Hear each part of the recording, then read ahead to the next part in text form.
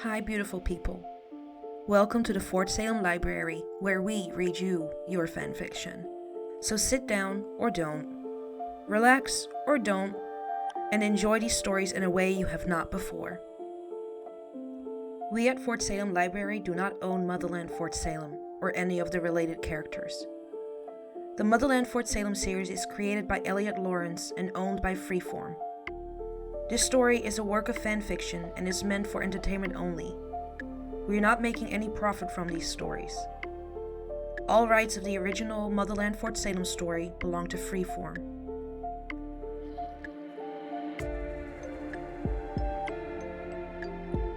We also do not own Hero or Villain, or any of its original characters and storylines. We did, however, get permission from the author to read their story. This story was created and written by fab_fan, and you can find a link in our show notes. This story is being read to you by me, Britt.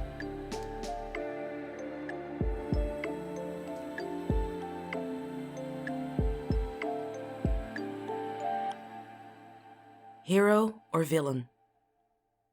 Numb. Riel sniffed, the passage of air through her nose and into her lungs, failing to tickle her senses, or what was left of her senses, and swallowed instinctively. The bob of her throat and the pressing of her tongue against the roof of her mouth unnoticed. The familiar fitted material of her uniform was invisible to her skin. The cuffs didn't scratch delicately against her wrists. Her gloves were nothing, hands left blank. The hood against her back between her shoulder blades might as well have been a figment of the imagination. Boots nothing more than a dream, a lie. The calluses on her palms disappeared, fingers clasped together, but not. Between the nerves hidden beneath her flesh didn't ignite, didn't report. Numb. Except she wasn't. There was no lack of feeling.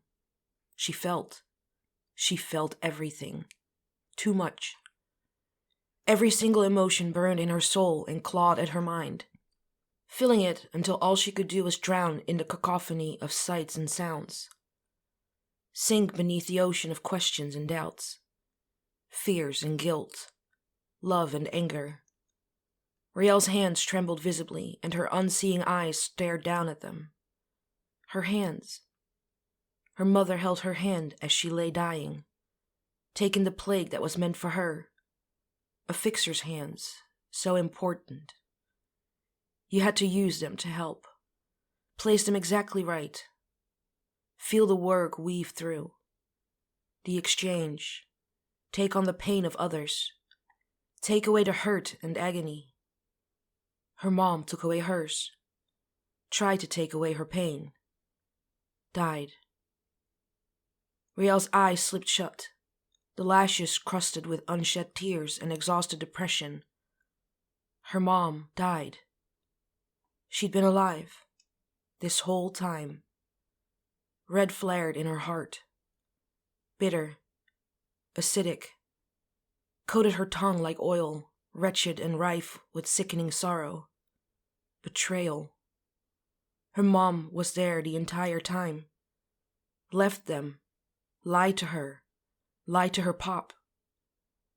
Riel's fingers tightened until the knuckles turned the color of snow on a cold session winter's day. Her mom was a damn war hero. Died protecting people, saving them. Gave everything for an army that didn't give a damn about her. Kept her away from her family, those who loved her, except Willa had been there. Her mom didn't die in Liberia. She lived in this house. She drank and ate and watched TV, read books, talked on the phone. She chose to stay away. Chose to leave her husband and daughter behind. Riel's jaw twitched. She was spree. Did she kill? How many? Killed civilians like her dad? Did her mom do that? Left them behind and... What? What had she done? Why had she done it? Didn't she understand they needed her? Riel needed her? So many times Riel wanted to talk to her, hug her, hear her voice telling her it was okay. So many times. How could her mom do that? How could she leave her family? All her life, Riel had this image in her head of her mom. Strong, comforting, loving. Rael always wanted to be like her, make her proud. Rael loved her more than anything. Missed her so much. Now what? Her mom was a liar.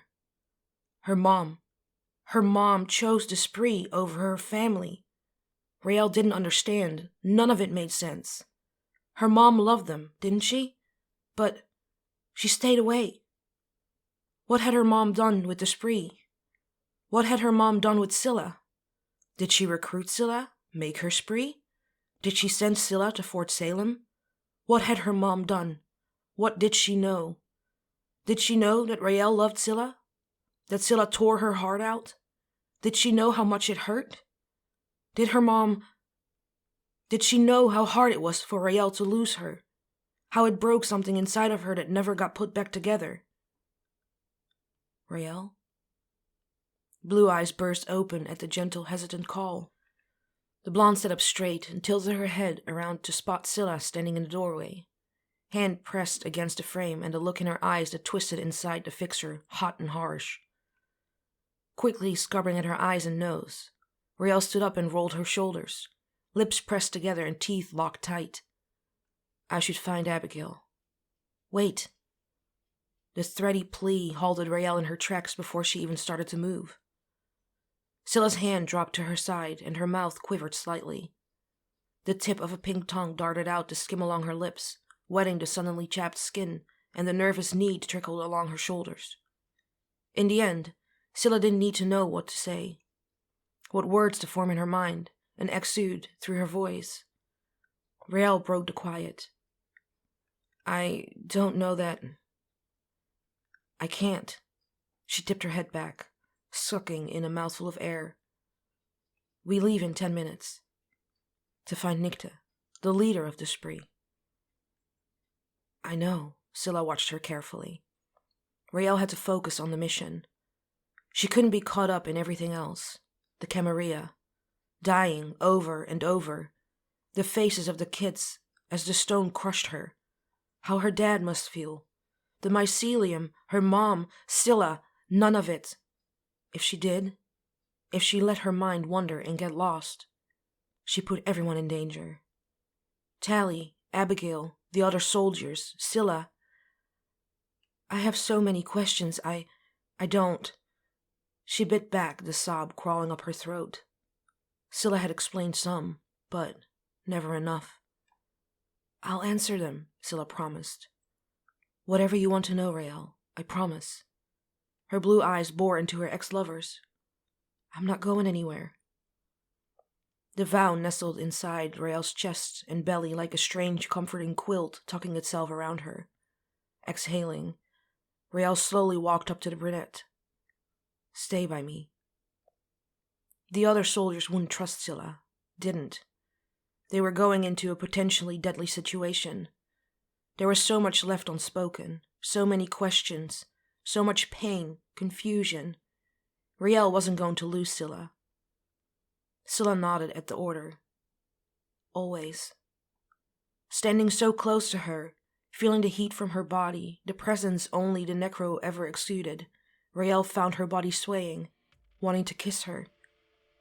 Instead, she pulled back and lightly grazed the side of her hand against Scylla's. We'll talk after? Yeah. The rumble of a truck outside told them their time was done. Rael shuffled around her. Watch your back. Stay safe. Rael felt Scylla wait a beat before following her, the sounds of Tally and Abigail near the door to the house growing louder the closer they walked to it.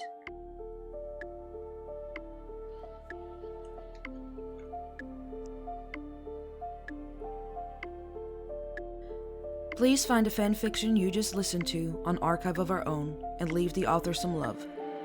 Without them, this wouldn't be possible, and we want to thank them from the bottoms of our hearts for creating these amazing stories and keeping the show alive.